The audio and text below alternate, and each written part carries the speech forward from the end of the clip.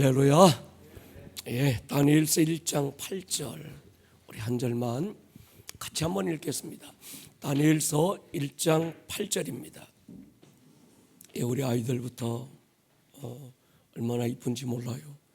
같이 읽겠습니다. 시작. 다니엘은 뜻을 정하여 왕의 음식과 그가 마시는 포도주로 자기를 더럽히지 아니하리라 하고 자기를 더럽히지 아니하도록 환관장에게 구하니. 아멘. 아멘. 할렐루야. 기독교는 역설의 진리를 가지고 있습니다. 우리의 복음은 세상의 눈과 잣대로 볼 때 이건 역설입니다. 육의 세계가 죽어야 영의 세계가 살아나죠. 작아져야 커지고 섬기는 자의 자리에 앉아야 높아지는 역설이 있습니다. 십자가는 역설의 진리를 증명한 현장입니다. 육은 성령을 거스리고 성령은 육을 거스릅니다. 육의 생각은 사망이고 영의 생각은 생명과 평안이고 육의 생각은 하나님과 원수가 된다고 말씀했습니다. 역설의 능력하면 다니엘을 얘기합니다. 우리가 교회 안에서의 신앙생활은 어렵지 않은 것 같아요. 우리가 예배하고 찬양하고 또 섬기고 함께 교제하고 나누는 것 어렵지 않습니다. 또 주변의 가족들이 다 신앙생활 한다면 우리 신앙생활, 영적 생활에 큰 박해는 없습니다. 내 주변에 예수 믿는 사람이 없고 오히려 박해하고 조롱하는 모든 분위기 속에서 하나님을 향한 내 신앙의 뜻을 지키고 유지한다는 건 간단한 문제가 아닌 것 같아요. 북한에서 신앙생활 쉽지 않겠죠. 발각되면 수용소로 끌려가든지 처형을 당하는 겁니다. 다니엘의 신앙생활의 그 상황은 아마 지금 북한에서의 신앙생활의 상황과 거의 비슷한 것 같아요. 바벨론으로 포로가 되어 끌려간 상황에서 바벨론의 문화, 바벨론의 가치관, 바벨론의 모든 세계관, 거긴 하나님이 없어서요. 오히려 하나님이 없는 게 아니라 하나님을 대적하는 바벨론의 문화, 가치관, 모든 세계관 안에서 그 모든 물결을 역류해서 거슬러 올라가서 하나님을 향한 자기 신앙을 유지하고 지킨다. 쉽지 않은 것 같아요. 그러나 다니엘의 그 탁월함, 위대함은 그런 상황에서 그저 잘되고 잘되는 어떤 그런 상황이 아니라 도무지 하나님을 대적하는 그 모든 세계관, 가치관을 뚫고 역류해서 하나님 살아계심을 보여주고 증명했던 인물입니다. 바벨론에 대해서 우리가 이해를 하려면 창세기 11장으로 돌아가셔야 돼요. 바벨탑 사건입니다. 노아 홍수를 경험했던 인간들은 제일 먼저 한 일이 있습니다. 높은 빌딩을 짓는 거였어요. 높은 빌딩을 지으려고 했던 이유가 있습니다. 창세기 11장 4절에 보면요. 같이 한번 읽겠습니다. 시작. 또 말하되 자 성읍과 탑을 건설하여 그 탑 꼭대기를 하늘에 닿게 하여 우리 이름을 내고 온 지면에 흩어짐을 면하자 하였더니. 탑을 지으려고 했던 이유는 한 가지입니다. 자기들의 이름을 내려는 거예요. 여러분, 인간은 처음부터 나의 이름을 드러내고 내 이름을 나타내기 위해서 지원받은 존재가 아닙니다. 인간은 처음부터 하나님의 이름을 위해서 그분의 이름을 영화롭게 하고 그분의 이름을 드러내고 그분의 이름을 찬양하기 위한 존재로 지음받았습니다. 그런데 이 바벨론의 문화, 바벨론의 가치관은 자기의 이름을 드러내는 거예요. 여러분, 우리가 이 세상을 살 때 이런 도전을 받는 것 같아요. 누구의 이름을 위해서 살 것인가? 그런데 인간의 죄성과 본성 안에는 내 이름을 드러내고 싶은 본성이 있어요. 별것 아닌 내 이름 석자. 요즘 정치판 보십시오. 네, 여러분, 이 세상을 역류하고 이길 수 있는 비결은 내 이름으로 하늘을 날 수 없습니다. 여러분을 통해서 하나님의 이름이 드러나기를 축복합니다. 다니엘이 이런 도전을 제일 먼저 받는 거예요. 그 바벨론의 문화, 너의 이름을 드러내라. 근데 다니엘은 아니야, 하나님의 이름을 드러낼 거야. 나는 없어지고 그분만 살고 철저하게 그분의 이름이 높아지기를 원하는 겁니다. 완전히 다른 세계관, 가치관의 전쟁터에서 어떻게 하나님의 이름을 높이고 영유할 것인가? 바벨론은 느부갓네살이 유다의 수도 예루살렘을 정복하고 유다 백성들을 바벨론으로 포로로 끌고 갑니다. 성전 안에 있는 은금, 기구, 보물들 바벨론 신전으로 빼앗아 갑니다. 이 느부갓네살은 자신이 정복한 나라 귀족의 자녀들을 바벨론 왕궁학교에 입학시켜서 바벨론의 언어, 바벨론의 가치관, 바벨론의 세계관, 바벨론의 학문을 통해서 모든 것들을 바벨론화시키는 정책을 폈던 거예요. 다니엘과 그의 세 친구들은 이때 볼모로 잡혀갑니다. 나라가 망하고 자기들의 왕은 포로로 끌려갔고 두 눈이 빠졌습니다. 성전은 이미 불타고 무너졌습니다. 하나님을 거역했던 절대 권력으로부터의 물결은 엄청난 쓰나미였습니다. 이 강요된 세상의 정체성, 가장 먼저 이름부터 바꾸었습니다. 여러분, 이름은 그 사람의 정체성이거든요. 다니엘 뜻이 뭘까요? 하나님은 심판주다, 그런 뜻이죠. 다니엘 이름을 벨드사살이라고 바꾸었습니다. 벨이여 나의 생명을 보호하소서. 하나님의 이름, 하나님은 은혜로우시다, 이 이름을 사드락, 달신의 명령이라고 바꾸었습니다. 미사엘, 누가 하나님과 같은가? 메삭이라는 이름, 누가 아쿠신과 같은가? 아사랴, 여호와가 도우신다, 아벤누고로 바꾸죠. 느부신의 증거다. 그들의 정체성을 완전히 지금 바꾸고 있는, 그들의 가치관, 그들의 세계관, 지금까지 하나님 안에 있던 그 모든 어떤 중심을 바벨론으로 지금 옮겨가고 있는 겁니다. 여기까지는 그래도 괜찮았어요. 마음의 중심을 지키면서 하나님을 향한 믿음의 절개를 지키는 일이 크게 어렵지 않았습니다. 그까지 이름쯤이야 뭐. 근데 문제는 더 큰 도전이 쓰나미처럼 밀려왔어요. 먹는 문제입니다. 여러분, 어떤 그 임계점이 있는 것 같아요. 세상과 타협할 수 없는 어떤 임계점. 이름을 바꾸면서 정체성을 공격할 때도, 바벨론의 지식과 학문을 배우라고 했을 때도 중심을 지킬 수 있었습니다. 근데 그들이 요구한 건 자신과의 관계가 아니라 하나님과의 관계로부터 어떤 임계점을 맞는 거예요. 여러분, 우리 십계명을 보면 두 돌판에 기록되어 있어요. 첫 번째 돌판 뭘까요? 1계명부터 4계명까지. 1계명부터 4계명까지는 수직적인 하나님의 명령이죠. 하나님과 인간, 어떤 대신관계입니다. 우리는 이걸 크고 첫째 되는 계명이라고 성경은 말해요. 하나님을 사랑해라. 그게 1계명부터 4계명입니다. 신앙의 영역이에요. 대신관계 1계명부터 4계명까지는 신앙의 영역, 하나님과의 관계, 수직적인 관계. 그 다음에 5계명부터 10계명은 대인관계입니다. 이건 수평적인 관계죠. 성경은 이것을 둘째 계명이라 이렇게 말합니다. 이건 삶의 영역, 생활의 영역에 대한 부분이죠.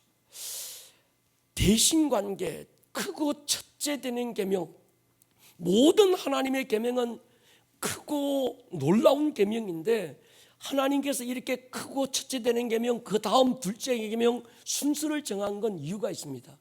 대신관계에서 1계명부터 4계명까지는 타협할 수 없는 계명이에요. 내가 선택할 수 있는 계명이 아닌 겁니다. 양보할 수 없는 계명인 거죠. 그런데 지금 이 먹고 마시는 것들, 이 부분에 대한 어떤 쓰나미가 밀려왔습니다. 여러분, 에덴에서 마귀는 먹는 문제로 아담과 하와를 접근해요. 이스라엘 백성들이 광야에서 무너진 근본적인 것도 먹는 문제였습니다. 마귀가 예수님을 시험할 때 가장 먼저 먹는 것으로 공격해와요. 돌로 떡덩이에 대해서 먹게 하라는 겁니다.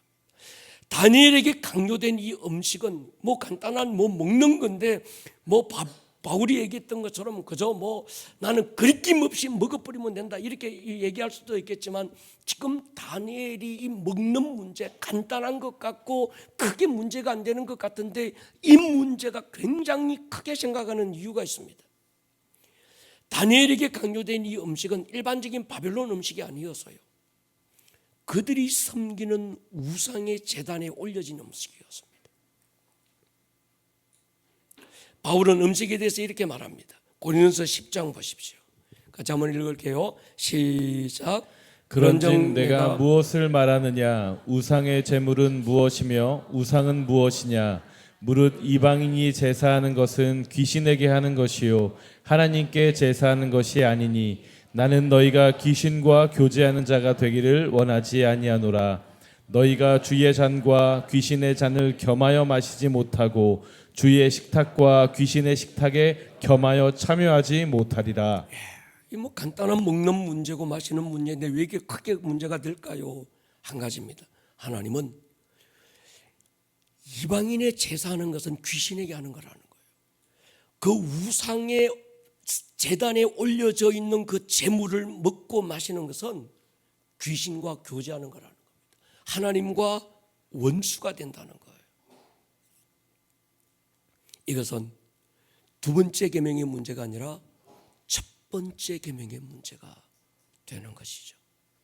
그래서 우리 교회에서는 제가 가끔씩 이 명절이 될 때마다 그 말씀을 드려요. 제사상에 올려진 음식 먹지 마라. 눈 딱 감고 나는 그리낌 없어요. 그냥 그렇게 안 그렇습니다. 요한계시록 보십시오. 다니엘은 이때 흔들리지 않는 어떤 뜻을 정해요. 다니엘서 1장 8절이죠. 오늘 읽었던 본문에 보면 다니엘은 뜻을 정했다. 먹는 문제로 자기를 더럽히지 않겠다. 아니 먹는 게 그렇게 사람을 더럽힙니까? 이유가 있는 겁니다. 우상의 제단에 올려져 있는 음식이었다는 거예요. 다니엘이 이 뜻을 정할 때 하나님의 은혜가 임해요. 황관장에게 은혜를 베풀어서 다니엘을 돕게 만듭니다. 오늘 우리가 이 첫날 고난주간 이 첫날에 여러분과 나누고 싶은 말씀이 이 말씀입니다. 여러분 먼저 하나님을 향한 산 뜻을 정하시기를 축복합니다. 죽은 뜻도 있지만 산 뜻도 있습니다. 산 것과 죽은 것의 기준이 뭘까요? 하나님입니다. 내가 정한 뜻, 나의 의지에, 나의 결단에 하나님이 없다면 그건 죽은 거예요. 사람이 볼 때 아름답게 포장할 수 있고 미화시킬 수 있고 여러 가지 어떤 인간의 의위로 아름답게 그 유의를 만들 수 있을지는 몰라도, 그러나 그 뜻에 하나님이 없다면 그 뜻은 죽은 겁니다. 내가 꿈꾸는 소망에 하나님이 없다면 그건 죽은 야망이 되는 거지요. 그러나 내가 하나님을 향한 뜻을 정하면 하나님은 길을 만드실 줄 믿습니다. 지금 보십시오. 다니엘 나라가 망했어요.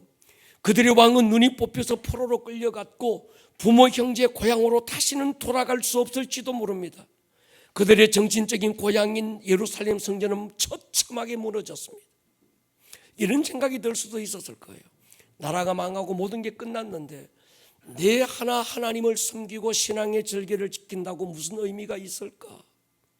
세상의 모든 정치, 경제, 문화, 교육, 예술의 흐름이 이미 동성애를 인정하고 있고 그렇게 어떤 흘러가고 있는데 나 하나 뜻을 정하고 소리친다고 무슨 의미가 있을까?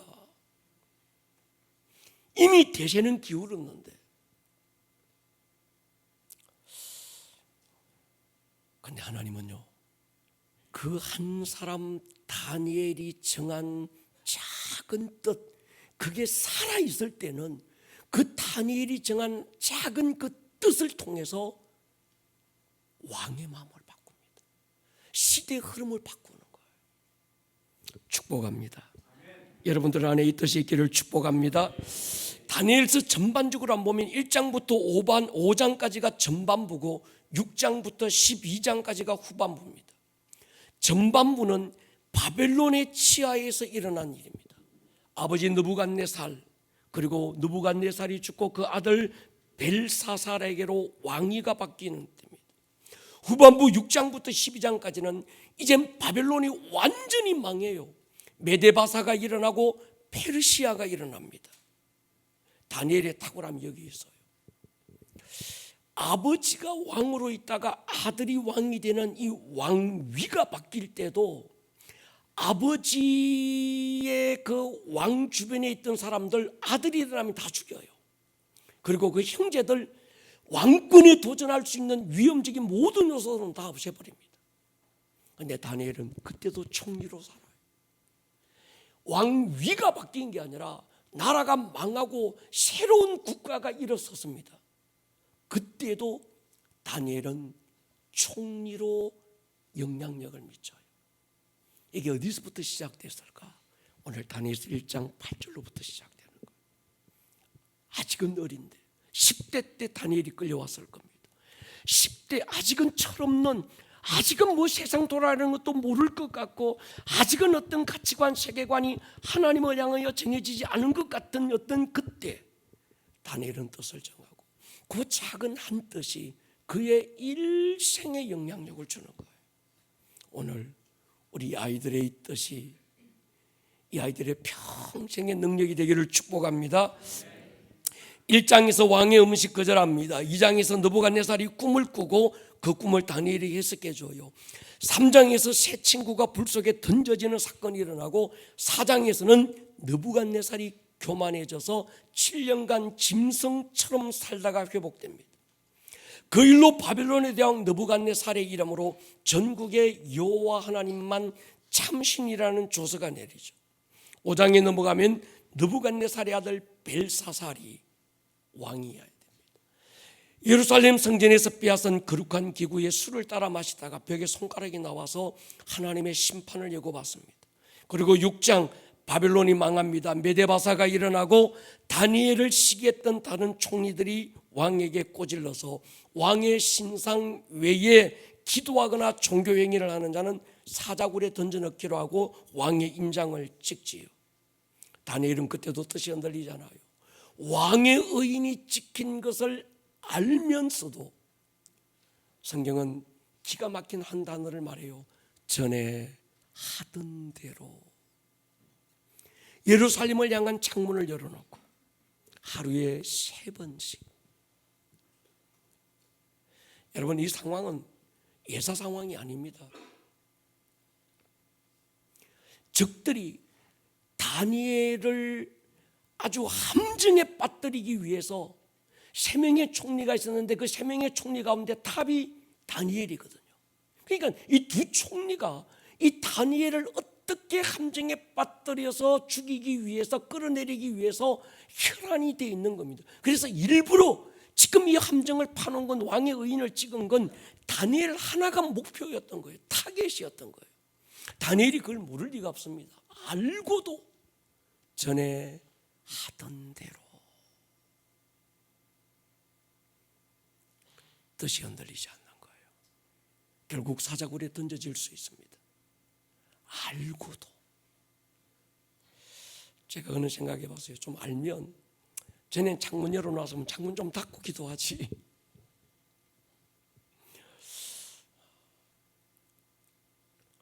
전에 3번 기도했으면 있나 없나 한번 보고 한 번쯤 기도해도 하나님이 봐주지 않을까. 그래도 뭐 나 잘하는 거야 스스로 합리화시킬 수도 있었습니다. 근데 다니엘은 그렇게 하지 않아요. 문을 열어놓고 어쩌면 더 큰 소리로, 어쩌면 들으라고. 그 뜻이 흔들리지 않는 이 다니엘, 이유가 있었던 것 같아요. 오늘 1장 2절 보십시오.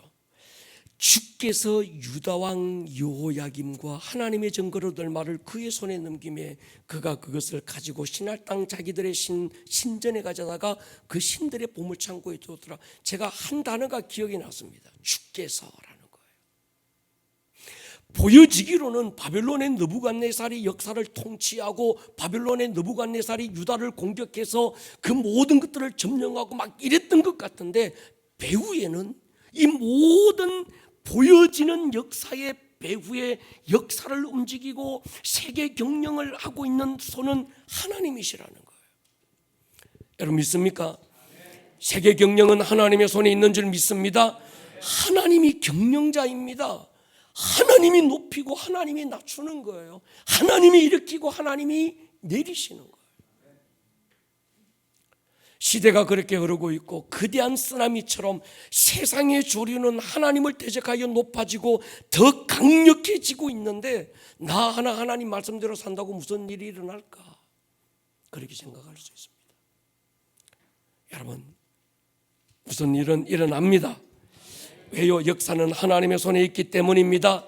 언제나 하나님의 역사는 창조적인 소수를 통해서 움직여 왔습니다. 나비 효과라는 말이 있잖아요. 1961년 미국의 기상학자 에드워드 로렌저라는 사람, 기상 관측을 하다가 이런 질문을 하나 던졌어요.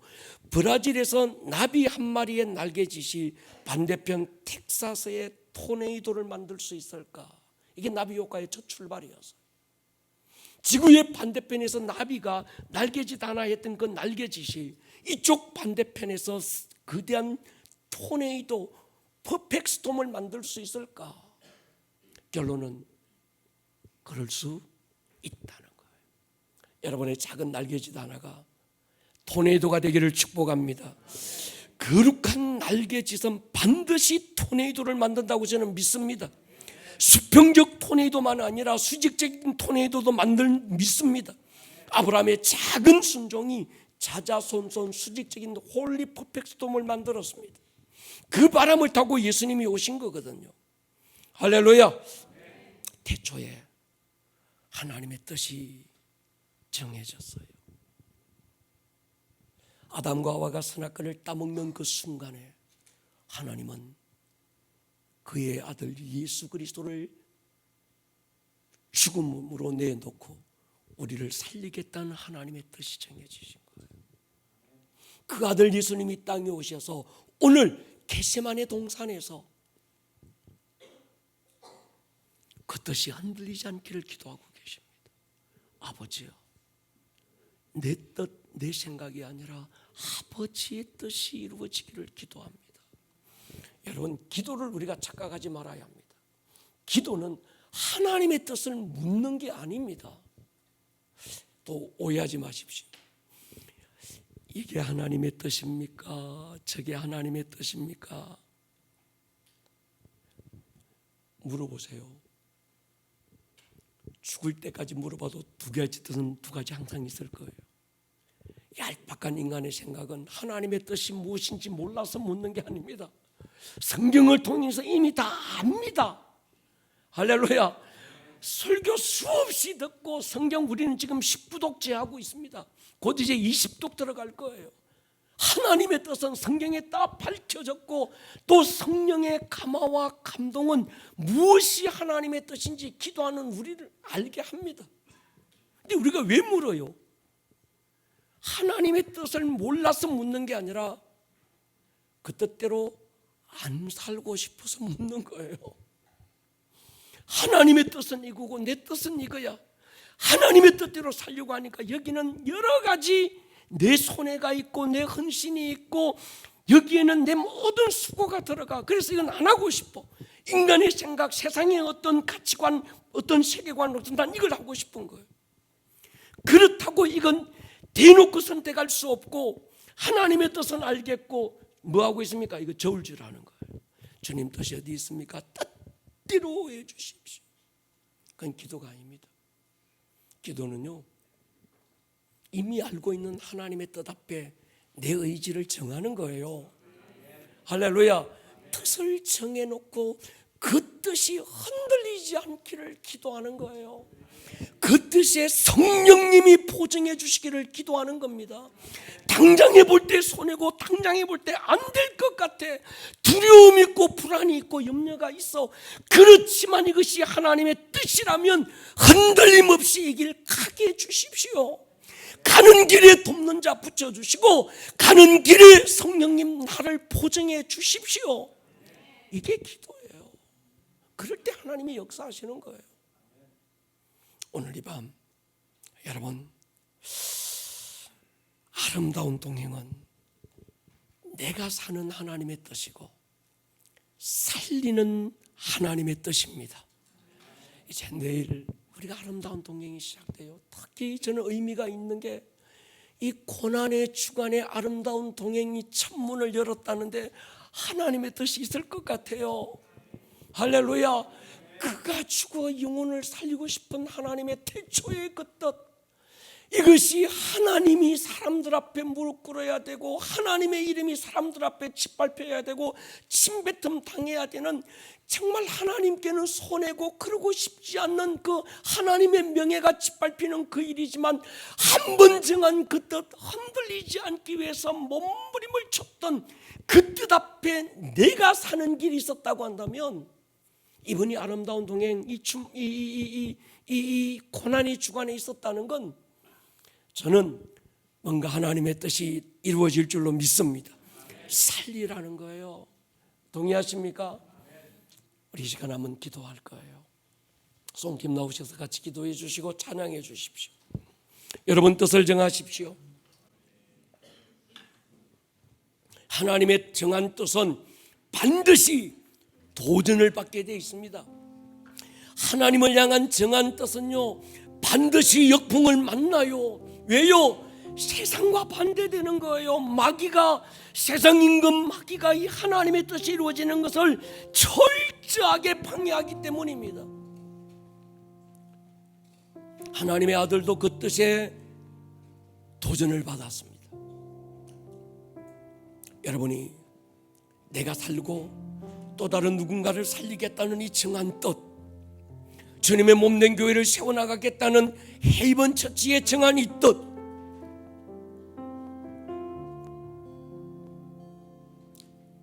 역풍을 만날 수 있습니다. 기도해야 이길 수 있습니다. 주님 이 뜻이 흔들리지 않게 해주십시오. 아멘.